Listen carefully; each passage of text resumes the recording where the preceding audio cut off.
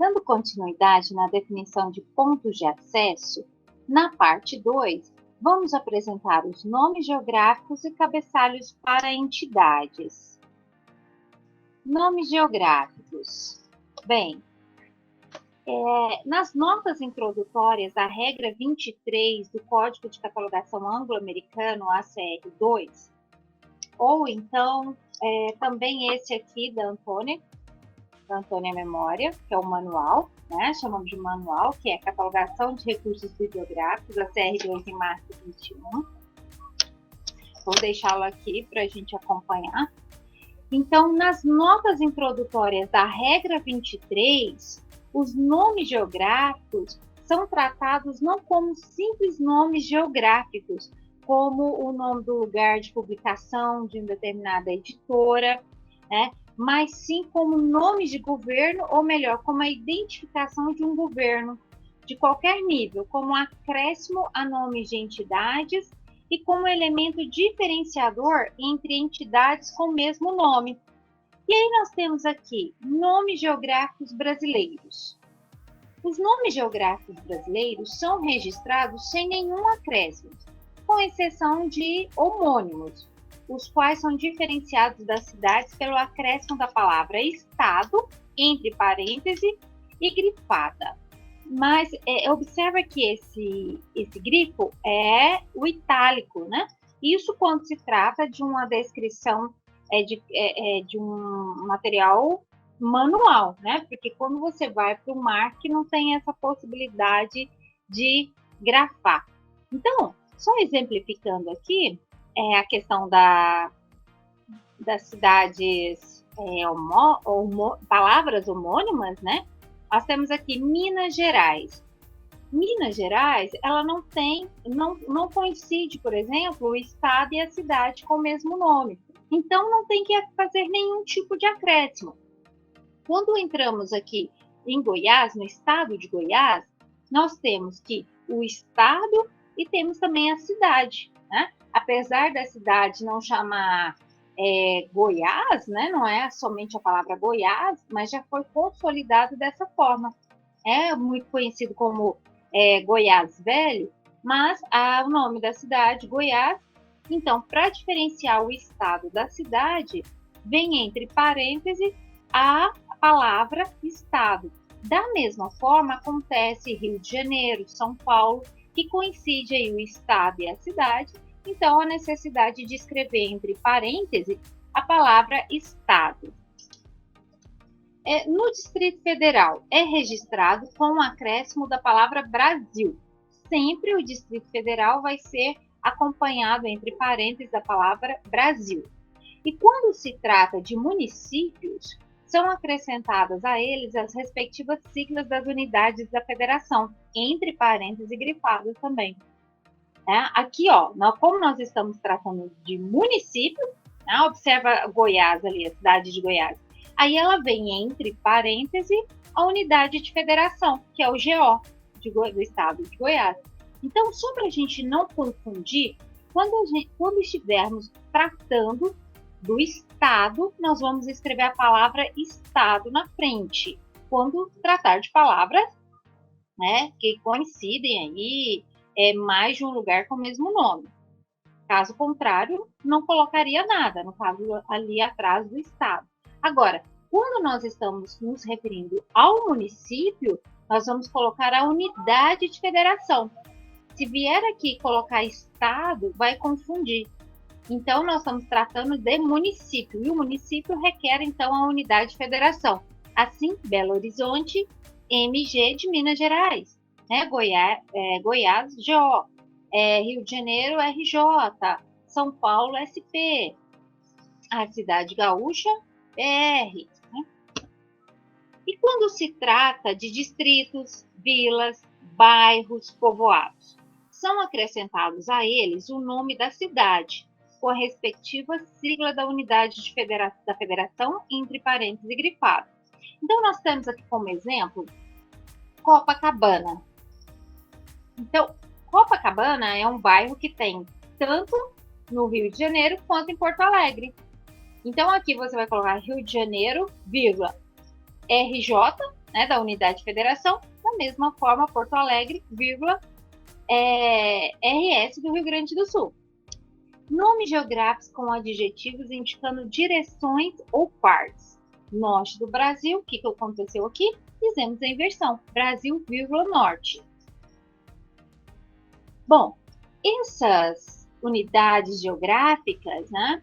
Essas entidades geográficas, elas fazem sentido quando aplicamos junto aos cabeçalhos das entidades. Vamos entender, então, o que são esses cabeçalhos para entidades. Uma autor-entidade. Trata-se, então, da regra 24, né? Cabeçalhos para entidade. O autor-entidade. Uma entidade não pode ser realmente autora de um item. Isso porque sempre haverá pessoas que estão produzindo aquele documento, né? Então, é por isso que a definição da regra 21.1b1 diz que uma entidade não pode ser realmente autora de um item. Pode, no entanto, ser responsável ou mesmo editora, publicadora, etc. Tendo em vista que o item sempre é gerado por uma ou várias pessoas, seus criadores intelectuais, qualquer que seja a sua natureza. Eu vou exemplificar. Eu, mais duas ou três colegas, né, vamos então elaborar um manual de normalização. Que tal? Normalização, porque atende a todos os cursos dentro da universidade, por exemplo. E aí, ali, nós três, né, eu citei eu mais duas, talvez, nós estamos ali criando um documento, apesar de ser baseado nas normas da BNT, como eu disse, o Manual de Trabalhos Acadêmicos, nós estamos explicando, exemplificando. Então, quem é o criador intelectual daquele documento? Somos nós. Nós estamos elaborando esse manual para os alunos da UFG. No entanto, nós somos autoras, criadoras intelectuais daquela obra. A UFG, onde ela entraria aí? Ela pode ser, então, responsável, publicadora, mas não a criadora intelectual desse documento. Agora, vamos entender situações em que a instituição é a autora, que nesse caso seria a autora-entidade. Vamos ver. Regra geral. Enquadra-se nessa regra hospitais, penitenciárias, academias, colégios, escolas, institutos, laboratórios, universidades, arquivos, bibliotecas, galerias, jardins botânicos, zoológicos, museus, parques, teatros, associações, clubes, federações, grêmios, partidos políticos, sindicatos, bancos, Câmara de Comércio, companhias, corporações, empresas, conventos, igrejas, mosteiros, estações de rádio e TV, dentre outros. Autoria principal pela entidade. Documento de natureza administrativa que tratam da própria entidade. Eu exemplifiquei um manual, né, de normalização de trabalhos acadêmicos, onde, apesar de ter elaborado para a instituição, existem pessoas, né, que dedicaram ali seus estudos, criaram conteúdo intelectual, fizeram exemplos. Então, tem toda uma bagagem intelectual ali. Ok.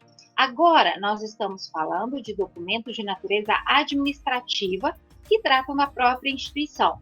Por exemplo, nós estamos aqui elaborando um ofício, uma resolução. Esses documentos, eles já não podem levar nome da pessoa, né? Já retrata o pensamento coletivo da instituição, ele é de natureza administrativa, né? Pode ser documentos legais de governo de caráter religioso, documentos que relatam a atividade coletiva de uma entidade, filmes, discos, materiais cartográficos. Aqui eu queria trazer um outro exemplo que entra pela autora-entidade, que seria, por exemplo, nós, bibliotecários, fazemos a catalogação de todo o documento. No final, nós podemos gerar um relatório, imprimir um relatório do próprio sistema. Nesse caso, nós também não somos autores daquele relatório. Trata-se de um documento que retrata a instituição, né? É um documento administrativo da instituição. Então, não podemos. Um outro documento que vocês devem conhecer, que é chamado RGCG, que é o Regimento Geral de Alunos da Graduação. Ali existem todas as normas, né, que determina elaboração de plano de ensino, PPCs, ementas, calendários, né? Então, quer dizer, ali por trás existe uma comissão de pessoas dentro da instituição para elaborar aquele documento. No entanto, são documentos administrativos. Então, também leva autoria o nome da instituição e não o nome das pessoas. Espero ter deixado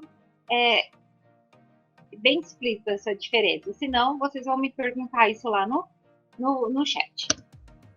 E quando ocorre mudança de nome nas entidades, entre entidades? Se uma entidade muda de nome, faça a entrada pelo novo nome para itens que apareçam sob este nome. Eu gostaria de exemplificar, que eu sei que vocês são, na maioria daqui do estado de Goiás, lembrando aqui daquele órgão que tinha em Goiás, chamado FEMAGO, né, que era sobre um órgão do meio ambiente. Hoje, ela chama Agência Ambiental. Eu não sei se mudou. Né? Então, quer dizer, antigamente era FEMAGO, e a FEMAGO tinha muitas publicações, tem bibliotecas, e aí ela mudou de nome, né? E essas publicações que eram da FEMAGO passou a vir com o nome também de Agência Ambiental. Então, o nome que passa a prevalecer é o nome novo, é o nome mais novo. Né? Agora, se tem uma entidade muito antiga, aí vem aquele caso das remissivas, né? Vamos fazer o nome correto, como estabelece a norma, e fazer uma secundária para o outro nome. Ok. Na regra 22.2c diz, se o nome de uma entidade apresenta variações de ortografia, a escolha da forma deve ser feita na seguinte ordem de preferência: ortografia oficial, ortografia predominante, ortografia da primeira obra catalogada. Bom, segue nessa sequência A, B, C. Na regra 24.2d, diz, se formas variantes aparecem na fonte principal de informação, use aquela que figurar na posição apropriada para a apresentação formal do nome. Ok. Sobre fonte principal de informação. Como nós já mencionamos, cada tipo de documento tem sua fonte principal de informação. Se formos pensar aqui, por exemplo, num livro, numa publicação estilo monografia, nós temos que a fonte principal de informação para cabeçalho de entidade é a folha de rosto. Tá? Então, é dali que nós temos que nos basear, né? Nos embasar. Se as formas variantes aparecem na fonte principal de informação, use aquela que figurar na posição apropriada para a apresentação formal do nome. Quanto ao uso de siglas, nunca use siglas de 3 letras, devido ao grande número de entidades com as mesmas iniciais. Exemplo, né, a nossa Associação de Bibliotecários de Goiás, é a ABG. Vocês devem estar lembrando aí de outros significados para essa sigla ABG, Associação dos Bibliotecários de Goiás. Me veio em mente agora Associação Brasileira de Gerontologia. Vi isso no Google. O Google me disse. Com exceção, nós temos uma exceção aqui dessa sigla maior que já é consagrada, que é a FAO. O que é isso? Né? Organização das Nações Unidas para Alimentação e Agricultura. Essa é uma exceção. Uso de pontos entre as letras ou uso de letras maiúsculas e minúsculas depende da forma predominante nas publicações da entidade. O que não pode, de jeito nenhum, é usar espaço entre pontos ou letras, né? Por exemplo, Embrapa, espaço, M, espaço, isso não pode. Então, não use sigla para entidades que entram de forma subordinada. Por exemplo, aqui nós temos sigla de 3 palavras. Aqui nós temos ABP, Associação Brasileira de Propaganda, Associação Brasileira de Psiquiatria, Associação dos Bibliotecários do Paraná, e deve ter mais, né? Então, não use ABP. Aqui agora, essa outra regra diz assim, ó, não use sigla para entidades que entram de forma subordinada, que é o caso do Departamento Nacional de Estradas de Rodagem. Departamento Nacional de Estradas de Rodagem. Primeiro que esse nome não se identifica por si só. Departamento Nacional de Estradas de Rodagem. Departamento Nacional de onde? Será que é do Brasil? Ou será de outro lugar? Brasil. Nós estamos falando do Brasil. Então, Brasil, ponto, Departamento Nacional de Estradas de Rodagem, e não Brasil.DNER, tá? E agora nós temos um exemplo aqui do IBGE, que já é uma sigla de 4 letras, e que é também consagrada, reconhecida pela sigla IBGE. Então, ela pode ter entrada, no entanto, o ACR recomenda aqui o uso de remissivas para as outras formas de entrada desse nome, que você vai identificar como Instituto Brasileiro de Geografia e Estatística, Fundação Instituto Brasileiro de Geografia e Estatística e Fundação IBGE. Mesmo assim, se for, não é o caso, porque o Instituto ele tem entrada direta, né? Instituto Brasileiro. Esse brasileiro dele já te dá indício de onde ele é, já fala de onde ele é. Brasileiro já fala que é do Brasil, diferente do Departamento Nacional de Estradas de Rodagem, que não se identifica sem o Brasil antes, né? Sem estabelecer o Brasil antes. O Instituto Brasileiro já, por quê? O Instituto tem entrada direta e o próprio nome já traz o local, que é o brasileiro aqui. Acréscimos, omissões e modificações.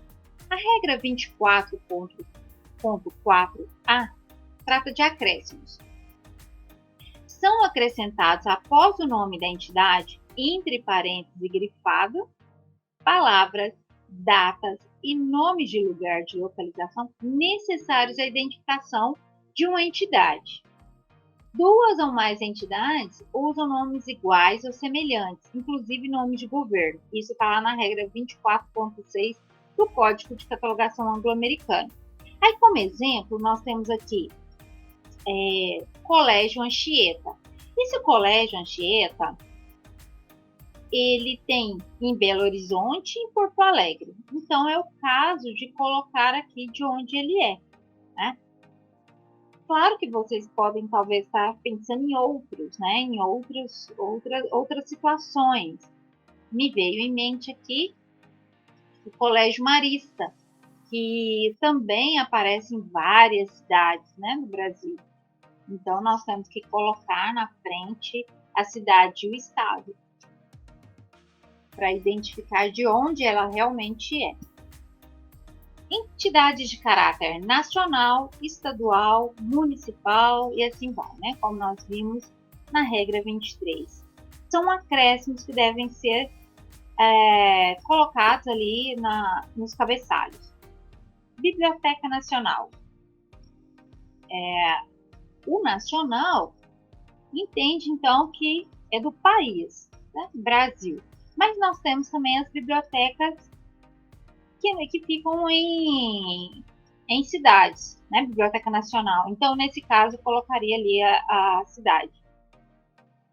Aqui, que eu me lembre, nós temos a Biblioteca Nacional a do Rio de Janeiro, que é a que a gente caracteriza como Brasil. Nós temos também a Biblioteca Nacional mais recente, né? Assim, não nova, mas veio depois. E a Biblioteca Nacional do Distrito Federal. Também tem essa Biblioteca Nacional lá em Brasília. Arquivo Nacional, Arquivo Municipal nós temos que ficar bem atentos com as questões, as entidades, quando são assim, de caráter nacional, estadual, municipal, bairros, né? Para ver como é que é o acréscimo na frente do nome da instituição. Omissões. A regra 24.5 trata de omissões.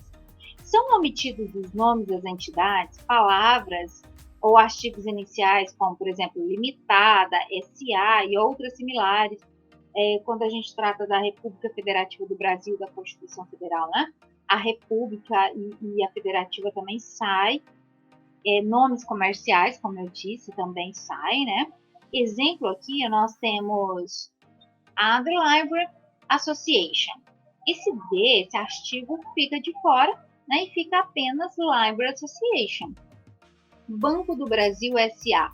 O SA também sai. República Federativa do Brasil. Prevalece a palavra Brasil. Governos. Acréscimos. São Paulo, SP, quando se trata, então, aqui da cidade. E coloca Estado quando se tratar, então, do Estado. Esse é um exemplo que nós vimos na regra 23, né? E aqui na regra 24, reforça esse uso para cabeçalho de entidades para órgãos de governo. Na regra 24.7, trata, então, de congressos, conferências, reuniões. Estas entidades são consideradas temporárias. Congressos, simpósios, conferências, reuniões, festivais, feiras, etc. Estas entidades, quando internacionais e usam 2 ou mais línguas, idiomas em suas edições, a ordem de preferência para sua escolha é a língua portuguesa. Se houver uma forma estabelecida, ou então segue a língua, primeiro inglês, francês, alemão, espanhol e por fim russo. A forma estabelecida é aquela utilizada pela entidade em suas publicações, por ocasião do evento ou não, ou que aparece em fontes de referência. Então, aqui nós temos uma conferência que é consagrada na língua, no idioma português. E ela é uma Conferência Mundial de Energia. Porém, ela já está estabelecida no idioma português. Em outras situações, prevalece a língua vernácula. Quando se trata de Congresso Brasileiro de Biblioteconomia e Documentação, também é o português, porque é a língua vernácula. Porém, pode acontecer de ter eventos, né, congressos, feiras, que o nome não foi consagrado em português. Então, prevalece a fonte de informação, né, como é nesse caso aqui, está no inglês. Omissões, em casos de congressos, feiras, eventos, que nós chamamos, então, de entidades temporárias. Por que ela é uma entidade temporária? Porque, por exemplo, aqui nós temos o 2º Congresso Brasileiro sobre Qualidade Total. No próximo ano, pode acontecer de surgir o 3º Congresso Brasileiro de Qualidade Total. Daqui 2 anos, pode ocorrer o 3º Congresso Brasileiro sobre Qualidade Total. Então, quer dizer, se for anual, a cada ano, esse número vai mudar. Então, ela é uma entidade considerada temporária. Tá?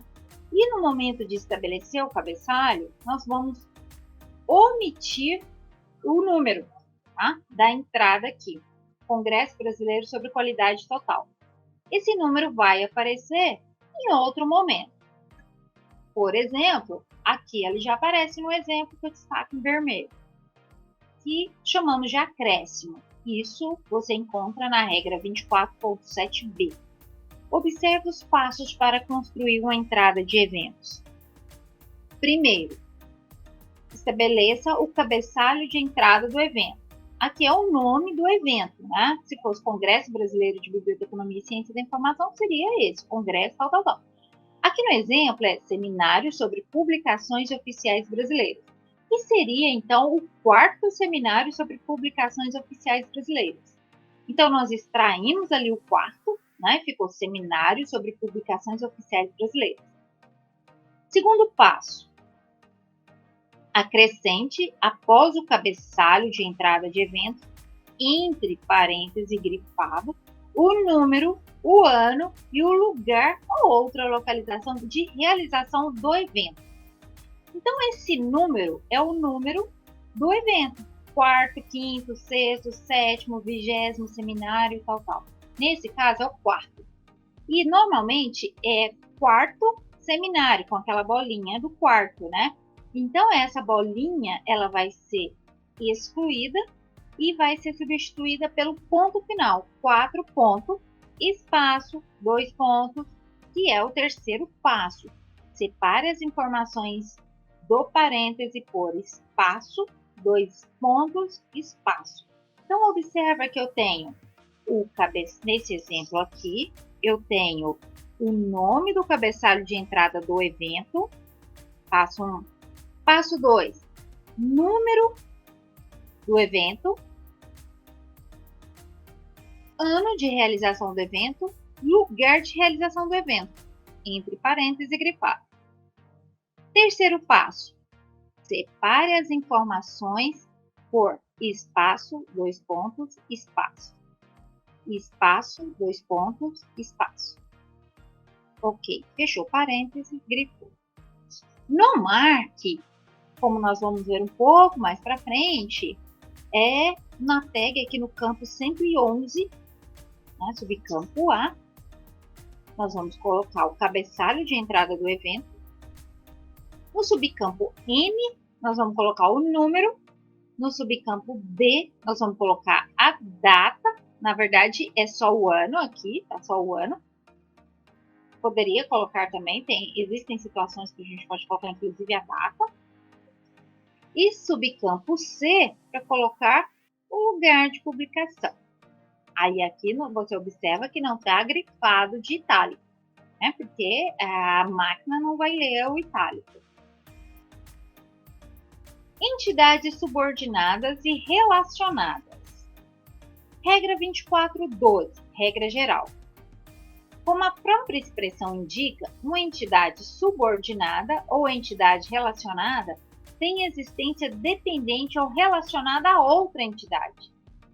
Essas entidades têm entrada diretamente pelos seus nomes, desde que tenham nomes que, por si só, as identifiquem e que não se enquadrem nos tipos em 24.13 e 24.18. Isso também são regras. Por exemplo, aqui, Faculdade de Teologia de Lisboa. Faculdade de Teologia de Lisboa. Observa que o lugar já está consagrado aqui dentro do nome. Bom, ela pode ter entrada por ela? Pode. O código pede uma remissiva. Lembra que na aula, na parte 1, nós falamos que esse X representa, então, uma remissiva? Porque ela é dentro da Universidade Católica Portuguesa. E aí vem Faculdade de Teologia de Lisboa. Então, seria uma remissiva. Tipo 1. Daqui para frente, nós vamos ver exemplos a partir de tipos. Tipo 1, tipo 2, tipo 3, tipo 4 e assim vai. Vamos ver o tipo 1. Entidade cujo nome contém a palavra que, por definição, indique que a entidade é parte de outra. Como que eu vou saber que é parte de outra? Se eu tenho um documento, né, é um documento gerado dentro da biblioteca. Por exemplo, um manual, um regimento interno da biblioteca. Regimento interno da biblioteca. Biblioteca de onde? Da Universidade Federal de Goiás. Biblioteca Central. Aí seria Universidade Federal de Goiás, ponto, Biblioteca Central. É uma subordinação. No exemplo aqui, temos a seção do boletim. Seção do boletim está subordinado aqui à Associação dos Bibliotecários do Distrito Federal. Observa que se você der entrada por seção do boletim, por si só ela não identifica de onde ela é. Você não vai saber. O seu usuário não vai saber de onde ela é, o seu público. Então, é necessário o acréscimo aqui da entidade, né, a qual ela está subordinada.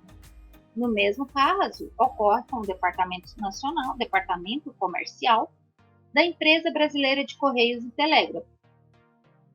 Ocorre também com o Departamento Nacional de Estradas de Rodagem. Como nós mencionamos, esse nacional sozinho não diz de onde é. Então, Brasil. Observa aqui, Distrito Federal, Associação dos Bibliotecários do Distrito Federal. Aqui ela está dizendo de onde é. Aqui, ó, Empresa Brasileira de Correios e Telégrafo. O Brasil está aqui. Então, se eu não tivesse o departamento, se fosse da própria uma publicação da Empresa Brasileira de Correios e Telégrafo, ela ia identificar por si. Né? Por quê? Porque tem um brasileiro aqui no meio. Brasil, Departamento Nacional de Estrada de Rodagem. O nacional, por si só, também não identifica. Nós precisamos, então, do Brasil.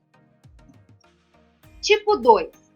Entidade cujo nome contém a palavra que normalmente impliquem em subordinações administrativas, como comissão, comitê, desde que o nome da entidade maior seja necessário a identificação da entidade subordinada ou relacionada. Os ministérios, Ministério da Educação, Ministério da Defesa, tá? Elas se identificam por si só? Não, ela está subordinada ao Brasil. Agora, se eu estou trabalhando ali com uma publicação da consultoria jurídica, piorou, né? Consultoria jurídica está ligado ao Ministério de Defesa, que está ligado ao Brasil. Tipo 3. Entidade subordinada ou relacionada cujo nome seja de natureza geral ou que indique tão somente uma subdivisão geográfica, cronológica, numérica ou designação por letras. Aqui nós temos um exemplo da Biblioteca Central, que a gente acabou falando ali atrás. Biblioteca Central de qual instituição? Da Universidade Federal do Pernambuco, nesse caso. O tipo 4. Entidade com nome que não expresse a ideia de uma entidade e que não contenha nome do governo. Bom, essa instituição, só o nome dela aqui embaixo, ela não fala, né? Não é nome de governo, ela não expresse o lugar de onde ela vem. Então aqui, ó, Canadá, já identificou. Okay. Tipo 5. Entidade que seja uma unidade universitária, faculdade, escola, departamento, instituto, cujo nome simplesmente indique um campo específico de estudo. Trouxe como exemplo Faculdade de Informação e Comunicação, que é a nossa unidade, né, que nós estamos subordinados.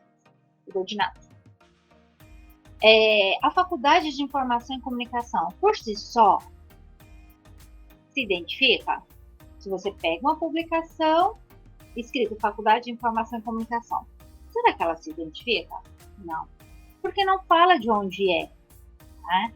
Pode ser da faculdade da UFG, pode ser da UFMG, da Universidade Federal de Santa Catarina, da Unesp. Então, o nome da instituição tem que vir antes. Então, Universidade Federal de Goiás. Ponto. Faculdade de Informação e Comunicação. E se nós estivéssemos trabalhando ali com o nosso laboratório, o LabCom, Laboratório de Informação e Comunicação, seria Universidade Federal de Goiás, ponto. Faculdade de Informação e Comunicação, ponto. Laboratório de Informação e Comunicação. Tipo 6. Entidade cujo nome inclui o nome completo da entidade maior a qual é subordinada ou relacionada. Aqui, ó. Esse nome é Convenção Nacional do Partido do Movimento Democrático Brasileiro. É um evento, né?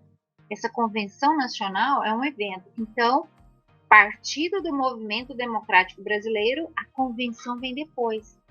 E aqui, ó, na sequência, é como nós vimos lá atrás, pré-congressos. Se tivesse o número, ok. Como não tem, tem o ano de realização e o local de realização desse evento. Tipo 7.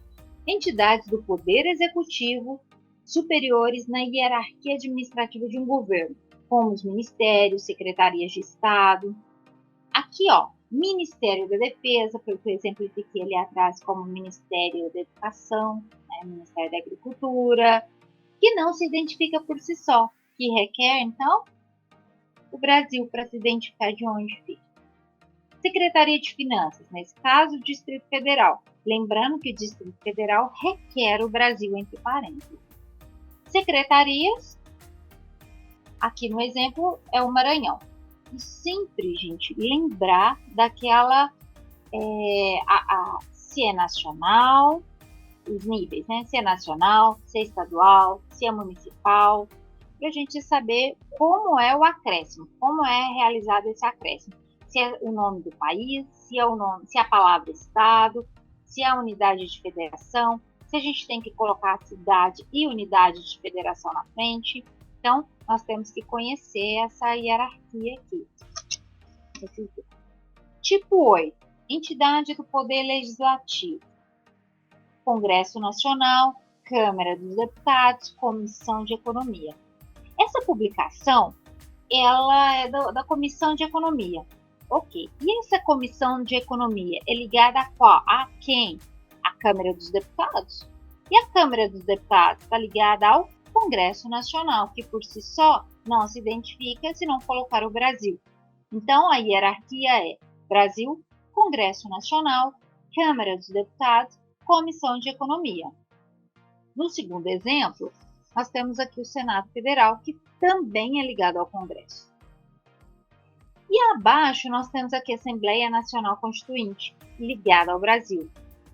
E a Assembleia Legislativa dos Estados? Coloca a palavra Estado. E as câmaras? Câmara Municipal do Rio de Janeiro. Rio de Janeiro, RJ. Por quê? Municipal. Tribunais. Os tribunais também não têm entrada direta. Não tem. É entrada subordinada. Tá? Então, o tribunal é ligado a quem? A um tribunal de justiça de onde? Supremo Tribunal Federal. Aqui é federal. É ligado ao país. Ok. Tipo 11. Chefes de Estado e chefes do governo. Aqui nós temos a entrada para governador. Esse exemplo aqui está lá no código, tá? Por isso eu trouxe, ele é antigo, né? Deveria já ter a data de final, mas esse é o exemplo do código. Então, nós temos aqui Distrito Federal, o governador do Distrito Federal entre 2003, o seu governo ainda estava vigorando, por isso esse espaço. Observa que o hífen está ligado ao 2003, um espaço aqui correspondendo aí a 4 caracteres, 2 pontos, espaço e o nome do governador. Alguns exemplos, então, de hierarquia. Nessa situação, é grande, né? Observa que essa é uma publicação da coordenação de publicações.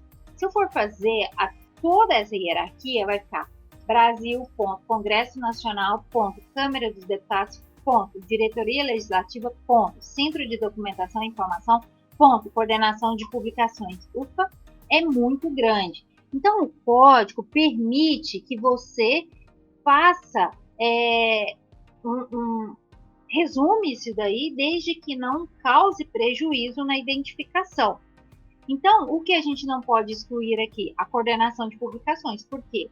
Essa publicação é dela, é da coordenação de publicações, que está ligada à Câmara dos Deputados. Tá? Então, o que nós omitimos aqui?